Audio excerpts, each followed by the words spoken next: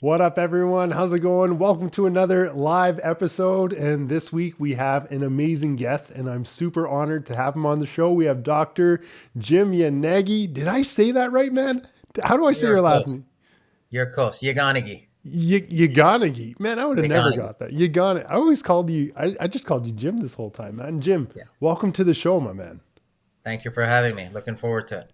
Dude, I've met you several times, but I don't think I've actually, sat down and got to know you before. So I think this is a perfect opportunity. The last time I saw you was in Vancouver. We went to that Zero Bone Loss Concepts course with Tomas Linkovis. Yeah. And, I learned why all my implants fail. It was good. I'm sure you learned some things too. But dude, you're big time, man. I remember you on PDC Pacific Dental Conference 2019 live stage doing a sinus lift, commentating on your own. I was like, how the hell does this guy, what's going on with this guy? Anyways, I'm fine. I'm glad I get to finally meet you, dude. Tell us about yourself, man. Tell us about your journey, where you went to school. Give us all that jazz. Yeah. So, I come from, I was born in Iran, and my family left the country in 79 when the revolution broke out. And long and short of it, my memories were not that great from my home country because I was just a kid when I was there. And the Yeah. only thing I do remember my dad taking us to the airport and saying, you and your mom and your brother and sister are going to go to London. And then this will be over in 2 weeks and you guys will be back. And that was 42 years ago. So I've never been back Really? to my homeland, which is, it's there is some kind of resentment there, but we left the country. We went to Boston. We had some relatives there, and spent a year there. Then my dad came out and he was looking for a place to go and live. So he searched through Canada, went to three places. I think your hometown. And at Yeah. that time, in the early '80s, it was probably pretty desolate there, Nick. No Yeah. offense. And Yeah. then he went to Toronto. He came to Vancouver, and I'm guessing he caught Vancouver in a nice spring day. And Yeah. so this is where I'm going to bring my family, and the rest is that. And basically, I went through elementary and high school here, did my undergrad at UBC, and then it was, the decision was to where to go to dental school. And truth be told, I applied to UBC and U of T and Dalhousie, and I got waitlisted I got into Dalhousie, got waitlisted at Toronto and UBC, and applied to Michigan and Tufts, and got accepted into both of those American schools, and ended up going to Tufts in Massachusetts because I'd spent a year there when I was. So we Yeah. had some relatives there and some knowledge of the town, and my dad said it's a good opportunity, go away, and that's where I spent 4 years, and from 91 to 95. And honestly, it was the best 4 years of my collegiate life, anyways. Really? Amazing, amazing city. Yeah. Man, you didn't pick up the Boston Yeah. what, the No, accent.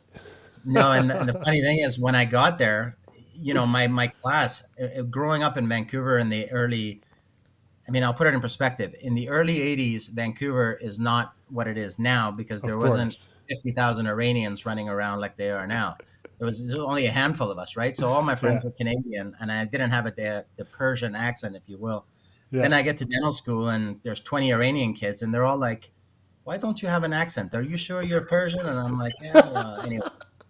So yeah, that's I never picked up the Bostonian accent with the ka and the pak and all that. I tried to fight Yeah. that Yeah. as Yeah. long. Oh man. So hey, I got a question. I got so many questions there. So you said it Yeah, was the best 4 years of your life. yeah. Why? What was it like there? Like what gives you that feeling? I'll tell you this. I mean, UBC for me was a different experience. I mean, I'm kind of a different animal. I went to school. I mean, education obviously was a big thing, but I was heavily involved in rugby when I was at the tail end of my high school in UBC, and I played rugby at UBC. And truth be told, that was my main focus at undergrad, and probably why I got waitlisted at UBC and the grades weren't quite up to par. Um, so I had an amazing 4 years there, and then fast forward to going to Boston and dental school.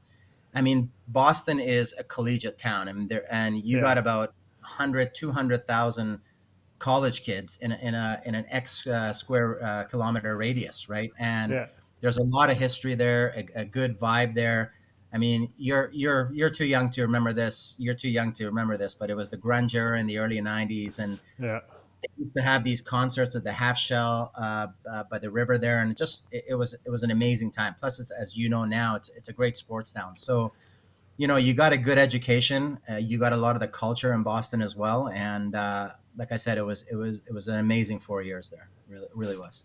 So was there ever any like rivalry between like Tufts and Harvard and BU, and there's all three dental schools are there? Like was there ever any like, no, our school's better than yours?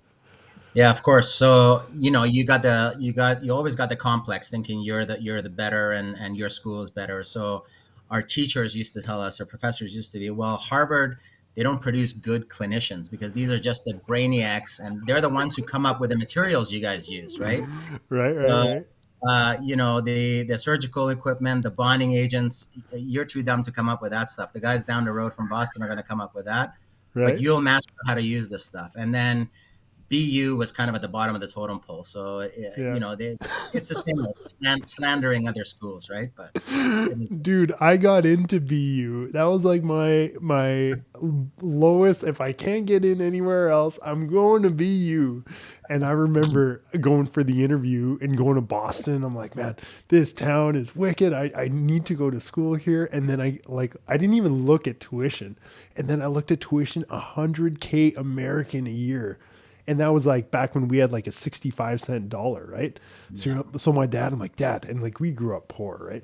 I'm like, Dad, I need $500,000 to go to school. And he's like, you better get to work. And at the Good time I luck was there. working at Pizza Hut, man, and I was making $4.75 an hour. And I'm like, man, this isn't happening.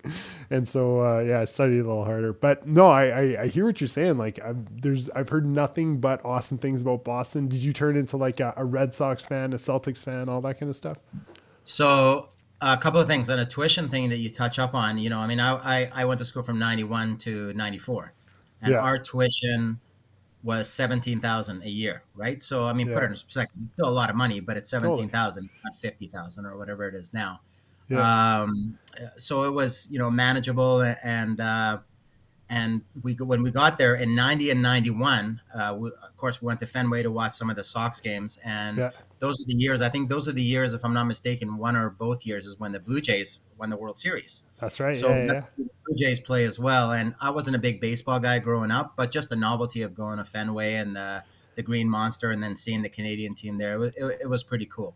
My roommate, interestingly enough, his dad, who's a dentist, an Italian guy, genuine Italian guy, and they're from New York. And his dad actually played AAA baseball with Joe Torre back in the day when he was in the Oh, U.S. Army. really? Yeah. Yeah, he was Yeah. in the Army Reserve as a dentist, and the dad was a good baseball player, and he played with Joe Torre. So we got to go down and see some Yankees games, and it was some good times. Even though I wasn't a baseball fan, but still, I mean, you take all that in. It was pretty neat.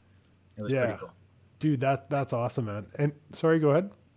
And that was my first introduction to the Patriots back in the '90s, Oh, yeah. when they were the absolute S blank blank blank. I'll leave the Yeah. explicit Yeah. out of Yeah. it. And all my friends now, they're like, "Oh, you're a Pats fan now." I go, "No, I was a Pats fan back in the '90s when they were Back in the, terrible, and I've yeah. ridden a good wave in the 2000s." So, anyways, Oh, geez, man. That's pretty funny. But, dude, you played UBC rugby. You don't have the rugby ears, though, man. What's up with those?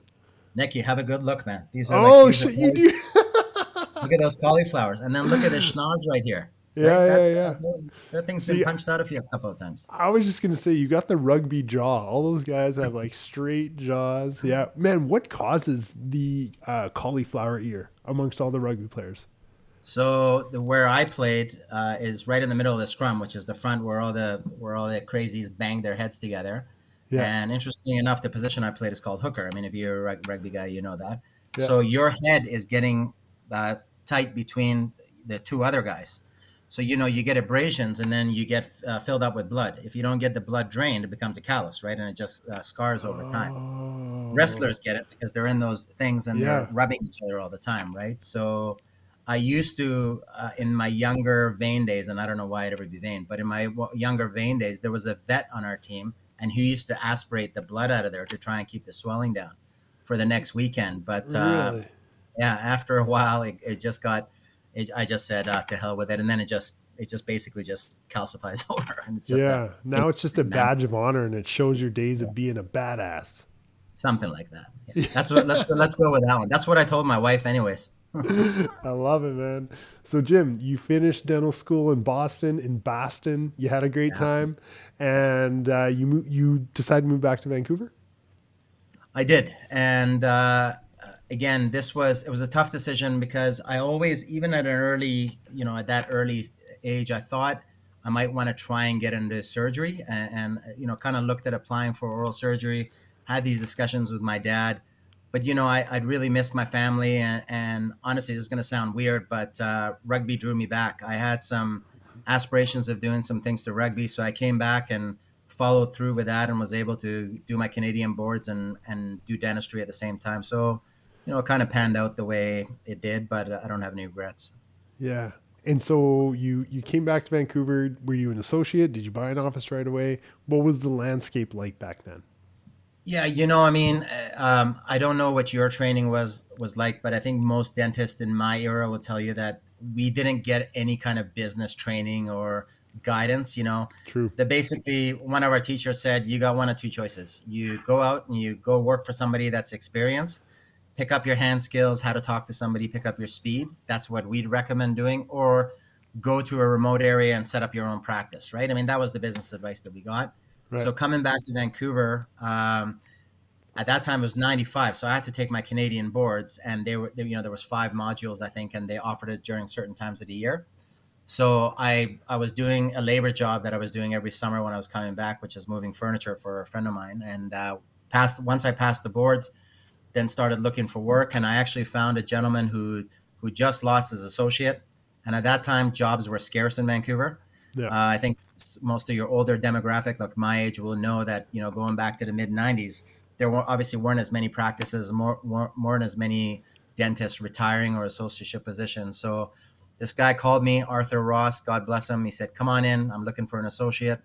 So went in and had an interview with him, and he said, I'm interviewing 3 other guys. I'll get back to you. So went back for a second interview, and he said, I'm offering going to offer you 1 day a week, and I'm not going to spoon feed you. You got to go tap in out there and bring some of your friends, family, but I'm here to help you with anything you need. I'm not going to look over your shoulder. I'm going to trust that you're going to do well by my patients, but I'll be here if you help me. And I'll never forget, Nekky. I went home to my mom and dad, and I had this big poop eating grin on my face. And they're like, "What happened?" I said, "I got a job." So they said, "Tell me about it." I go, "This guy hired me 1 day a week," and I was just over the moon having Yeah. 1 day a week employment at a dental office. And I'd managed to pick up another associateship out in Abbotsford, which is an hour from where I live. So I was trekking back and forth between Abbotsford and Vancouver, and that went on for about 5 years. And he sat me down and he said, "Look." And slowly I'd been building up my practice in Yeah. Vancouver because you family, friends, the rugby community. That's what I tapped into. And then he said, "I think we need to do something. We either need to come up with an agreement for the long term, or we need to part ways." And I said, "What are you looking at?" He said, "Well, are you going to make me an offer to buy my practice?" And basically we did. And so that was 6 years in, or 5 years in, out of dental school. So that was in And Abbotsford. no, in Vancouver, the Oh, Vancouver that was the practice. Vancouver one. Okay. That was Dr. And Ross. Dr. Ross, yeah. Yeah. And I said, "Sure, Arthur, yeah, let's do this." So we did an agreement, and we had a very mutually good agreement. Him and I had a great relationship. Like, he's just genuinely a nice soul, and some of your viewers might know him. Really good guy, great clinician, very caring guy. And he said, "Okay, let's do this." So the transition was about a 2 year cost sharing and a partnership. And then after Yeah. 2 years, when I paid him his amount, I basically took over. And when I took over, he actually stayed on another 18 years and associated for me, and just retired about, yeah, I'm not kidding you. And just 18 more retired years. 18, What? 18 more years. Yeah. He just, he sold his practice to me when he was 55. And at that time, he started another practice at the Vancouver airport. And part of his deal for me for purchasing the downtown practice was I'd help him out in the airport to get that going, right? And he did that for a few years, and he ended up selling that because it wasn't doing what it wanted to do. And by this time, I'd been going full bore in Vancouver, and he still wanted to practice. Like I said, he was only, at that time he was 58, 59, Yeah. and he associated for me. He worked till he was 76, I think 75 or 76, and he Wow. retired. Now tell me, at a 76-year-old, hands are still good? I'm not kidding you, Nekky. This guy is, he was, if you see him today, even today, you would think he's Yeah, in his 50s, right? really. Type A personality, like he's very go go go, not in your face, but he's very hyperactive guy. Takes great care of himself, and he's just got a sharp mind, right? And he's a good soul, Yeah, and he kept himself busy and active, and he had great hands. I mean, he started placing implants in his, I think, in his mid 60s. really. And yeah, and I mean, he was doing what he felt comfortable doing, but he still had great hand skills. But he got tired. Near the end, he got tired, and he just said enough is enough, and he walked away. And there was no reason for me to. Sorry, I don't want to go off on a tangent, but there was No, no, when he stayed on with me. People are like, "Well, he stayed on for 18 years. Why would he sell you the practice, right? That far out?" And I said, "I don't know that reasoning, but I'm grateful he did. I got it at a better price." But he where was I going with this? He got tired near the end, but he always said, "I'm going to leave when I don't feel I can give the quality of care or communicate with my patients." And his time kind of came up, and his friends started to get illnesses, so he started to get him up here. He's like, "I don't want to be working and get sick and stuff," so he stepped yeah. away, which was fine. But his hand skills, honestly, were still pretty amazing. That's so impressive because I always think, I'm 6'5", my posture is shit. You're a And tall I've man. yeah, right? And so I'm Yeah. like, okay, I got 10 more years in this career. I'm gonna make it the best 10 years possible. Yeah. And so to hear stories like that, I find it, super inspiring. How late do you think, like after seeing that, one of your mentors work till 76, like how late do you see yourself working till? So I'm going to give you the honest answer for this. There's two sides of this, right? And one side of it, which might be a question that's coming down the pipeline, is, about 10, 11 years ago, I kind of changed direction of stuff that I was doing in my practice, and I started to explore the surgical aspect, right? Yeah, Like joining a study club with Don Anderson, who was my mentor, and kind of learning about implant dentistry and surgical components. And for then sure. as with time, that kind of evolves, and it brought a different enjoyment to me, right? And I love that part of my day. It's not every part of my day, because I'm still a general dentist and I don't Yeah, have the demographic just to do implant dentistry. But that kind of, so if you're going to ask me, I love, as corny as it may sound, I love doing what we do on a daily basis. So until that gets fatigued, then, and I don't know when that'll be. But the other side of the coin is, the reality of it is the financial responsibility, yeah, and we're living in a different world, right? Like, you got two kids, and I mean, not to sing you a song and dance, but I think we're all in the same boat. yeah. We live in expensive cities with expensive homes, and you got to put food in front of the table and look after your kids. So there's two components to it, and as long as I'm healthy and still able to do what I deem to be good quality work, I'll keep going. And the other part of it is, my friend, I don't have, sadly, I don't have any other skills. Not that I have skill in dentistry, but I got nothing else to fall back on, right? Well, you're a humble dude, man, because I don't know you much outside dentistry, but you've made a name for yourself as, an implant dentist. Like you've done very well. Like you've graced the stages of PDC. We've all seen your work. You teach courses. What motivates you to further your skills? You've been a dentist for how long you been for over 25 years now, yeah? 26 now, 26th year, yeah. 26 years now. Like 26 year. what makes you get up every day, want to learn new skills and want to like better yourself, man? Well, it's, now when you look, you have access to seeing so much, right? Through technology, social media, Yeah. and you kind of realize, you kind of realize how little you do know, honestly. And Isn't that the it, truth? it really is. It's shocking how little we know and we think we know it all and then we look at other posts and we're like, we don't know shit. Yeah, it's amazing, and so part of it is, I battle my own ego, and I'm egomaniacal in that I want to. You always want to be better, right? You want to go, I want to be like that guy, I want to be able to do those things. Along the way, though, you make mistakes that bite you in the ass, and you Yeah. realize what your limitations are. So i don't do I don't do, there's a lot of things I don't do just because, and they don't interest me, because I just don't think, for me, their return from time wise and what I feel comfortable doing is worth going to that down that avenue. Yeah. But there's things that I enjoy and I want to become better at it. Like when I saw you at that zero bone loss concept course, you sit there and you kind of listen to these guys and you're like, oh man, I don't know anything. And now a lot of what I've seen on these x-rays making a lot of sense, right? So My failures are on the screen. it's crazy. They're not failures, Nekky. They're complications, man. They're complicated. Yeah, right. When They're you look at ailing. They're ailing. my X-rays, remember when you look at my X-rays, those are failures. When you look at your own X-rays, those are Yeah. just complications. Those are That's just the greatest complicated. lesson I learned from that guy. So true, man. So true. Yeah, man. It's I think implant dentistry, it has been a very humbling game for me. I think we all start implants thinking like, how hard can it be?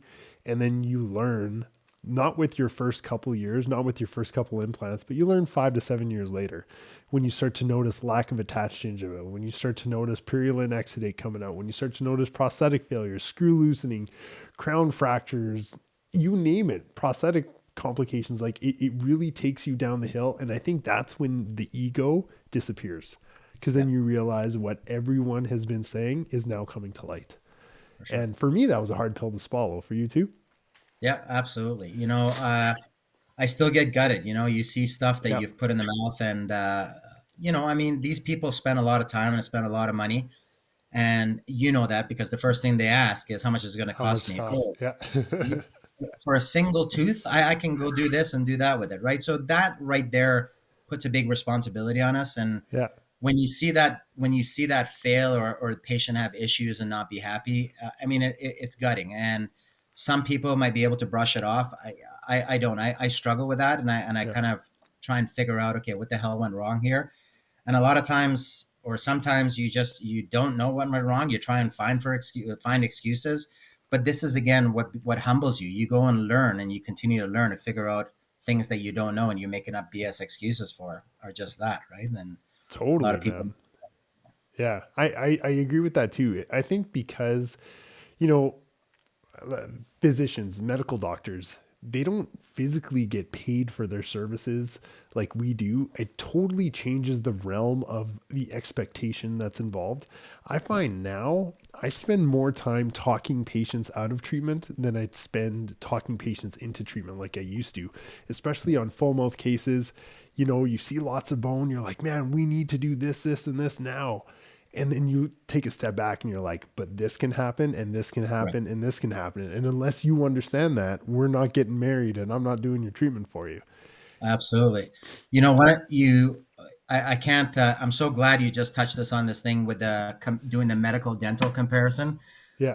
because I've often said to dentists that if I'm at a course with a bunch of young dentists, I'll say, when you look at it, when a patient goes to their medical doctor, if they'll do a small procedure and it goes awry, they'll be pissed off. But nobody ever holds the physician to the same accountability as they do to the dentist. Why? Because by and large, they're not paying for the service. That's Insurance right. company, Yeah. MSP is paying for it. And now when they're putting it out of their own pocket, and they also all think you and I are driving Lamborghinis around and stuff, and so it puts that much more You're not pressure. driving yours? I'm not yet. No, I'm still in my Yugo. I'm cruising around in my Yugo. So. But yeah, I agree with you 100%. It's Yeah. when it comes to us as healthcare providers, it's a different responsibility, and patients come down harder, I think, and we internalize that, and it affects all of us, and you just have to find a way to deal with it, I suppose. Totally, man. And that's where I feel mental health. Like I started seeing a counselor this last year, and I found the stress of expectations to be overwhelming because patients always expect perfection and we can't deliver perfection. It's impossible. Like we're expected to, for instance, make an implant work in a mouth with bruxism, with failing dentition for as cheap as possible, as fast as possible, and yesterday. You know what I mean? Yeah, And if something ever goes wrong with it, we personally feel like it's an attack on our capability. And I absolutely. found I found it very destructive thinking that I wasn't good enough because I couldn't make my implant work or my whatever work in that situation. So Yeah. that's been tough on me for sure. Nekky, sorry, I gotta do this because this is my little angel. Can you stay Oh, there? Can you say hi? This is a friend of Daddy's. This is Dr. Nekky Jamal. This is my little one. This is Nikki. Hey, Nikki, how's it going? Can you say hi? You gonna go to bed now? I'm speaking to him. Can you let Daddy talk? Yeah. Thank you, sweetheart. Adorable. How many kids do you have, Jim? I got two. I got Roya, that's the older one. She's 7, and then Nikki's gonna be 4 in a month. Oh, wow. Man, did your life change after you had kids? Like, did your dental life change? Yeah, it's interesting you say that. You know, when you're young, or younger-ish, people will tell you, "Oh man, you kids, you're gonna have kids. It's wonderful. It changes your life." And you kind of in your head, you go, "Well, obviously, it's gonna change my life, right?" Yeah. But when you actually have them, you realize, oh yeah, your life is really different, And I was so to put it in perspective, when I had my first child, 5 days after my wife gave birth, I Yeah. had a trip pre-planned 6 months to go to Korea for the Hyosin World Symposium, Oh, yeah. and I said to my wife, and I'm like, honey, I can cancel this trip, and she's like, no, no, no, go, go, go. By the way, that still comes back to haunt me, but I can't believe you I went, went off man. I went off 5 days after I had my great dad, eh? Great dad and great husband. I went to Korea for that Congress. Yeah. Mark and Bernard and a bunch of great guys were on that trip. But that's a life experience. And then when I came back, the first kid not sleeping, puking changes your life. You go to work tired, you come home tired, and you got to deal with the kid. But you manage away. And in after she got a little bit older, I got involved with the AIC and David Chong and doing some education to within my capabilities are, and I did that for about 3 years until we had our second one, and then my priorities changed. I'm like, I can't do this. I didn't do it for my, not that I wasn't there for my first one. I go, but I want to be fully invested for the second Yeah. one, and I kind of put the educational stuff on the side and just focused on my family and then my daily work and doing whatever learning I could on the side, which is still not enough. That's a big regret that I have is that I just can't manage my time well enough to learn more, and I'd love to. I'd love to just soak up as many courses as I can, but I don't know. I just don't do it. I totally hear you. There isn't enough time in the day, hey?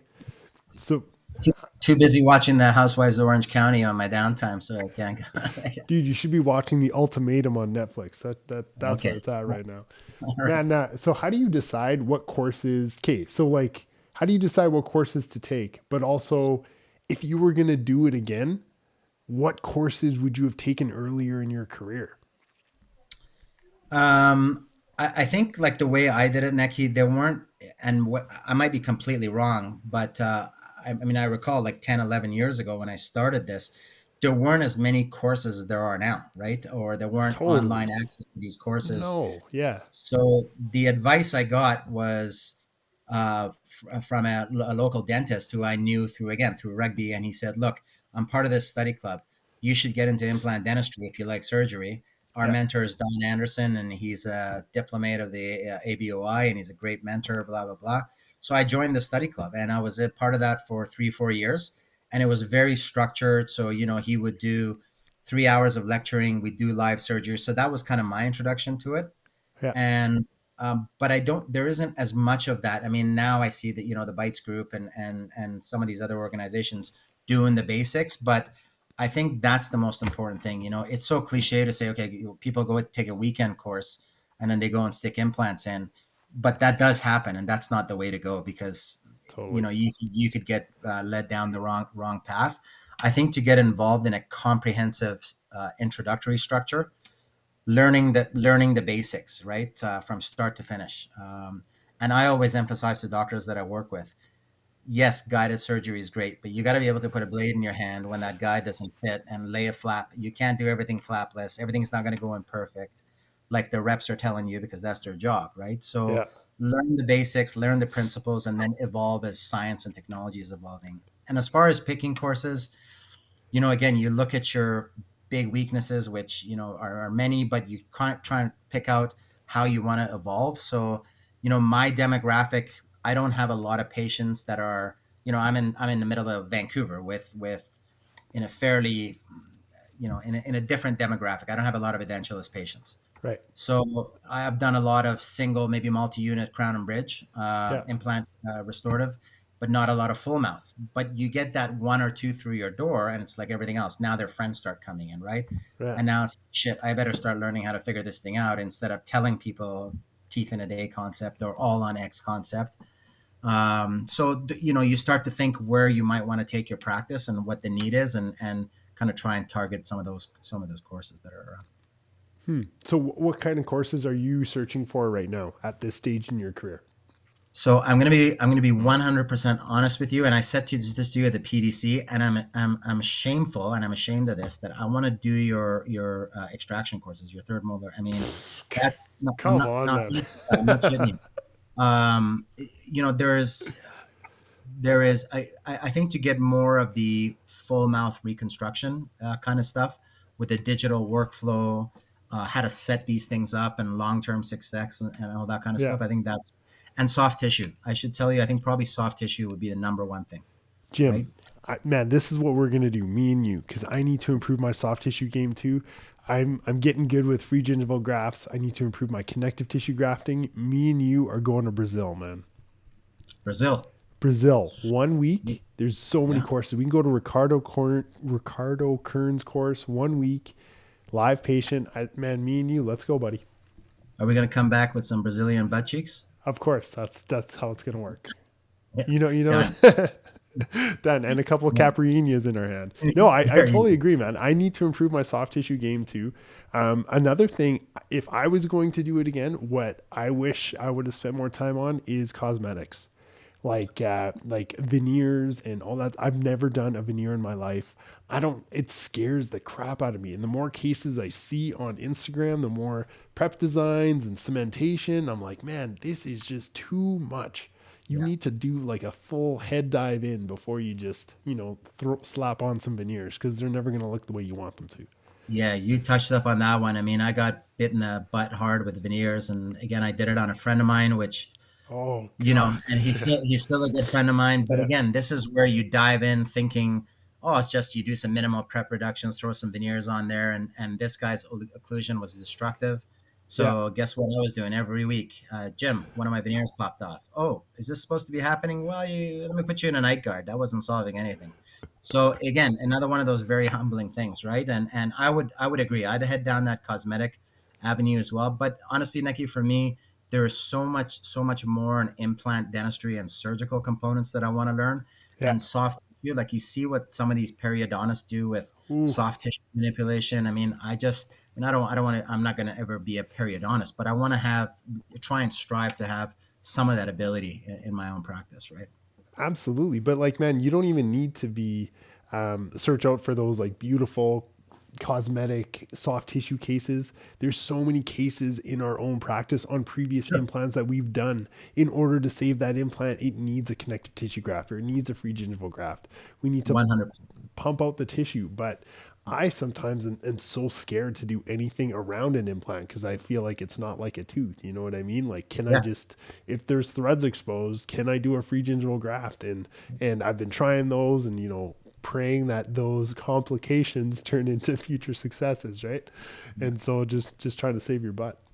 Yeah, absolutely. And one of the other things is, like you say, with implant dentistry, I think even the most experienced implant dentist will tell you the science is just evolving, and there's a lot of unknown, right? So we see these Totally. wonderful posts of these guys rebuilding saucerized implants with great bone, and you're like, is that possible? And then you're like, I'll try this, and then the patient calls you, and you've made things worse, right? They've had a inflammatory reaction, and there's more bone loss around there, right? So I think, to your point, is where do you decide, okay, threads are showing, what should I do? Am I going to remove every implant that the threads are showing? Because I'd have a lot sitting on my shelf, right? Or how Totally. do I start dealing with this stuff? And I think it's just continuing to search and listen to people that are true and tested, that do it repetitively. And yeah, I think there's a lot of room for that stuff to Yeah, learn you, and you explore, got to right? cut the BS and just follow the people that tell you how it really is, hey? Yeah, for sure, Yeah. for sure. So, Jim, you've been a dentist for 26 years.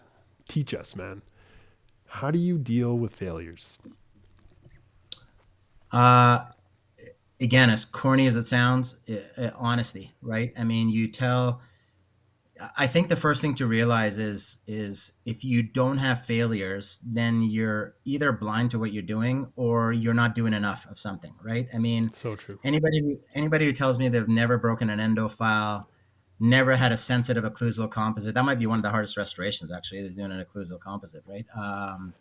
Or a failed implant, then I'm going to go, I'll take that with a grain of salt. I think failure is just like you said, is a part of what we do. Dentistry is not a perfect science. But I try and talk to my patients. I mean, not excuses, but you try and, well, there may be excuses, but you try and figure out what's happened and explain it to them. And I think you'd agree that if you're upfront and you have a good rapport with your patient rather than being the salesman dentist, they'll take your word for it. And as stressful as it is, I've found that in my practice, patients are open to the failures. Not that they're open to it, they accept what I'm telling them, and then a way of solving them. Now, we all have different ways of doing things, as far as retreating for free or charging this and that. That's your own personal. I can't Yeah. guide anybody in that, but I think honesty and just being transparent with your patient, I think goes a long way. Now, Dude, there are some that will test your nerve. transparency. You're totally right. Sorry, go ahead. Right? Yeah, I mean, there are some that will test your nerve and they'll push you to the end, right? Because they don't want to Yeah. take any accountability. And like I said, they want to grill you over the coals. And those are the ones where I just say, look, I've done everything that I can and I'm not going to sweat over this. And it's still not hard because, you worry about those things and you worry about, this person going to sue me or they're going to go on social media and blast me. I mean, that's just human nature, right? But Yeah. luckily, most people are not like that, at least that I see, anyways. Right. Yeah, no, most people are reasonable. I found if something doesn't work out, my personal methodology, if you will, is I take money right out of the equation. I find if I don't have to worry, and it goes back to what we were saying, the whole patients are have place these expectations on us because of this financial amount that they're giving us, right? If I can remove that and I can fix everything, I just feel so much better and I can sleep at night. And I just find that helps me deal with complications, right? For sure. For sure. Yeah.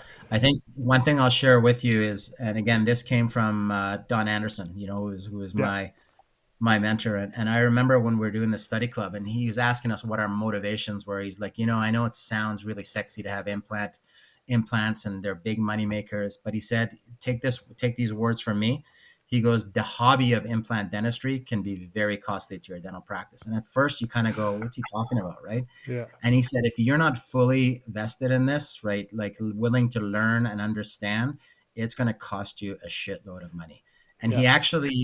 he actually broke it down into time to consult, the time taken away from a patient sitting in your chair complaining, to retreating. He's like, just think about this. If you're doing this on a repeated basis because you're not willing to spend the time to learn, he goes, it's going to become a very expensive, and it's going to give you a lot of headaches. So, like going back to your point, we got to continue to learn and take our mistakes, take it on the chin, and just learn from it and keep going. Right. Totally, man. No, I 100% agree. Man, being 26 years out, would you say, like, where does your stress come from right now? Is it from staff? Is it from patients? Is it from running a business? I Where do you find what stresses you out? Yeah. So if I'm going to be 100% candid with you, is how things have changed, and just the number of clinicians that are practicing. I mean, that's just the reality of it. It's competition. We all have competition, right? So when I Yeah. bought my practice from Art Ross 26 years ago, when I said, hey, Arthur, we should start doing a little bit of marketing. And marketing 26 years ago isn't what you see now, right? It's like, doing a couple of flyers or whatever. There was no social media or posting. And he said, first of all, I don't think the college allows you to market. And secondly, that's unethical, right? Like we have enough patients. And, back in the day, you hung up your shingle, right? And there was a lineup outside your door and dentists couldn't see enough patients. I would think, again, if we're going to be honest, and I don't know about your area, but I'm in a building with 20 dentists just in my building, and I got What? four or five. Yeah, I got 4 or 5 other buildings around me. So, there is going to be at least 100 or 150 within a 5 kilometer square radius of my practice. So Wow. the competition and the number of clinicians is insane. And in the back of your head, you like to think, okay, people will source out good dentists. But I Yeah. but I assume there's a lot of good dentists, right? So the stress of the business and continuing to evolve and keeping the business going, that's the biggest stressor for me, to be honest with you. It's changed. It's the business of healthcare. It's not healthcare, and then the business is a sidebar of it. It's Right. the business of It's the healthcare, right? yeah. So, and people that I talk to, as I said, I don't have. I'm not a businessman per se. I mean, I'm not completely clueless, but I'm not the guy who has multi practices that are, all over the place generating income. I like to stick to my own thing and run the one practice because that's my comfort zone. But it is a business, even whether you're running one or 10, it's a business in a different scale, right? And for me, that's the most stressful part. It's that it's become a business and not healthcare first, and then the business is a sidebar of it, right? So I totally hear that, man. I didn't realize there was that much competition. I don't nearly have that much competition, but that's insane. 150 dentists, eh? All yeah, within that minimum. I area. mean, Yeah. one of my Sinclair rep told me that within and I don't know how accurate this is. I'm going to take his word because he's a rep, right? Yeah. He said within a 3 kilometer radius there was 300 practicing dentists. 300. What? Yeah. And I don't know again. He's And I'm yeah. sure he said 3 kilometers, right? So like I said, in my building there's 20, and I'm one building right by Vancouver General Hospital, and it's all high. That's the medical dental Yeah. in kind of central Vancouver. And I know where guys like, like Mark and Bernard or out on Kingsway, Yeah. there's dental offices everywhere there. So there's like Totally. hundreds of dentists there as well, right? And Yeah. everybody's retail level got the signs out, come this, do that. And I mean, that stresses me out because I just like to know that I'm going to go to work and not have to do that BS and just say, oh, I got a Yeah. busy day ahead, right? So, I mean, it is what it is. It's the world we live in, and you got to continue to evolve because if you don't, no matter how good you think you are or how reputable you are, if you don't continue to evolve, I think you're going to run dry pretty quickly. Yeah, left behind quick. Yeah, no, for sure. Did you ever, like in your last, couple decades, did you ever get jealous of these guys that have like, 10, 15, 20 offices? Or were you always just like, no, I'm just cool with my one? Yeah, great question because it always seems very glamorous, right? It does. I know I know the big groups in the city and the guys that run these, and I know even guys that have friends that have 5 practices, right? And I'm like, how do you do that? But I spoke to one of them the other day, and I said, how are you doing? And it's not that easy. It seems a lot more glorious on the outside. Like you would think, okay, all these things got money coming in, but you run a single practice with the overhead. Imagine multiplying Yeah, that by X factor, right? totally. So the financial control and the mental control on that. So I don't envy it because that's not for me. I just wouldn't be able to do that. If I did, I probably would have, but I enjoy the dental part of it. So I want to be in my own hub, just doing the dentistry. And I think for me, that's provided me a good quality of life so far, and I hope it continues. Yeah, so that's my corny spiel. But I always say there are different things work for different people. There's the business dentist that can Yeah. do the multi practices, and then there's the guys that just like to get into their own little world and shut themselves in where they're the kings of their own castle and just do the, and that's me. Right? I So think I'm with you, buddy. I only got my one too. So when I was younger, I was always super jealous. I was like, man, look at these guys. They're killing it. They got 10 practices. I just got my one. What am I doing wrong? But really, I don't know. I absolutely think nothing. we're better off, man. Absolutely nothing. I agree with you. Yeah. I agree with you. And it again, it comes down to what your expectations are and how much you need and what the bottom line is really, and you may run 5 or 6, but their bottom line might not be significantly different than what you do in your practice, my friend. So Totally. that's the No, way I look at I it. hear Right? you. So, Yeah, man. So Jim, what makes you happy, buddy? What defines a great day in your life? um, waking up waking up and honestly seeing my kids in that little short period of time. Now the older one lets me take her to school. That's the big thing for me, and Yeah. I get daddy gets to drive her to school. Although this year, as soon as the car door opens, she's like, bye daddy, and then she's out because she's too cool for me now. At the age of 7, she's too cool for me now. But really, I think when I look at my schedule, Nekky, and I see an interesting surgery coming up, that gets me fired up. It Yeah. really does. And then we got the other thing that I will mention on this, and people that know me and the people in my practice, I have a good group of people that have been with me for a long time, and that's a big blessing. So I didn't say staffing, although I realize staffing in every business nowadays is a nightmare, especially in Right. ours. But I've been blessed that way and got a loyal staff. So it makes me happy when, they're there and they're enjoying doing what they're doing. And then, just family life and opportunities like this, my friend, to get a chance to. I was like going, Nekky's wanting me to go on his podcast or on his show. I go, what the hell's going on here? But this has made me very happy, and I'm grateful for this opportunity. It's good Yeah, to talk man. to you, man. Jim, it's finally it's nice for me to learn so much about you.